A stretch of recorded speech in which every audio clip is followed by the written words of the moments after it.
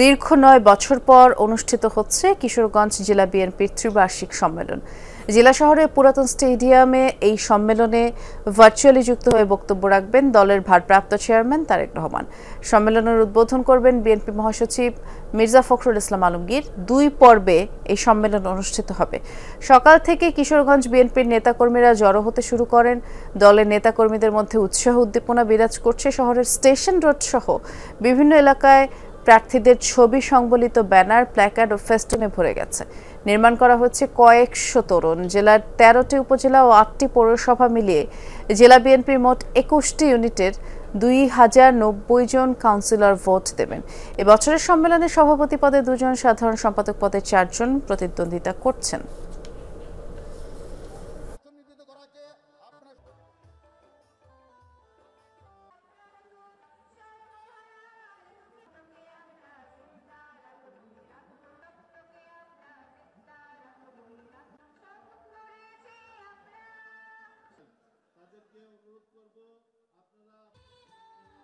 আরিফিন জানাবেন, যেহেতু দীর্ঘ ৯ বছর পরে এই সম্মেলনটি হচ্ছে, নেতাকর্মীদের মধ্যে উচ্ছ্বাস উদ্দীপনা কেমন দেখছেন? আর দলের ভারপ্রাপ্ত চেয়ারম্যান কখন নাগাদ যুক্ত হবেন ভার্চুয়ালি, তাও জানতে চাই। ধন্যবাদ বৃষ্টি। এখন পর্যন্ত দলের ভারপ্রাপ্ত চেয়ারম্যান তারেক রহমান যোগ দিবেন কিনা সেই সিদ্ধান্ত আসলে এখন পর্যন্ত চূড়ান্ত হয়নি। যদিও আয়োজকদের পক্ষ থেকে বলা হচ্ছে তিনি বিকাল ২টা বা ৩টা নাগাদ তিনি যোগ দিবেন। যদিও আমরা বিএনপির প্রেস উইংয়ের পক্ষ থেকে জানতে পেরেছি তিনি যোগ না দেওয়ারও সম্ভাবনা রয়েছে, অর্থাৎ সেটি এখনও চূড়ান্ত হয়নি। এর বাহিরে দীর্ঘ ৯ বছর পর যেহেতু একেবারে কাউন্সিল হচ্ছে কিশোরগঞ্জে, ফলে আনন্দ উচ্ছ্বাসের কোনো অংশ কমতি নেই নেতাকর্মীদের মধ্যে। এবং আপনি জানেন যে মূলত সভাপতির পদে এবং সাধারণ সম্পাদক পদে ২টি পদে এই নির্বাচনটি হচ্ছে এবং এই নির্বাচনে সভাপতি পদে বর্তমান সভাপতি যেমন নির্বাচন লড়ছেন, তেমনি বর্তমান কমিটির সভাপতি নির্বাচন লড়ছেন।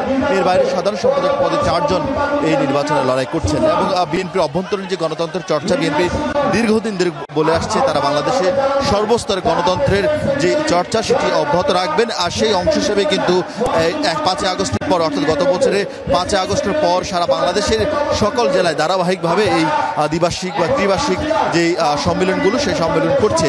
আজকের সম্মেলনে 2টি অংশ রাখা হয়েছে। প্রথম পর্বে বিএনপি মহাসচিব মির্জা ফখরুল ইসলাম আলমগীর তিনি এরই মধ্যে কিশোরগঞ্জে এসে পৌঁছেছেন। খানিক বাদে তিনি এই সভাস্থলে আসবেন, তিনি এসে এখানে বক্তব্য দিবেন, উদ্বোধন করবেন। এরপর মূলত বিএনপির ভারপ্রাপ্ত চেয়ারম্যান তারেক রহমানও আসার কথা রয়েছে সমাপনী বক্তব্য দেওয়ার ক্ষেত্রে। দ্বিতীয় পর্বে মূলত ভোটাভুটি শুরু হবে এবং সেই ভোটাভুটিতে প্রায় ২০৯৯ জন ভোটার কিন্তু তাদের ভোটাধিকার তারা দিবেন এবং তারা তাদের নতুন নেতা নির্বাচিত করবেন।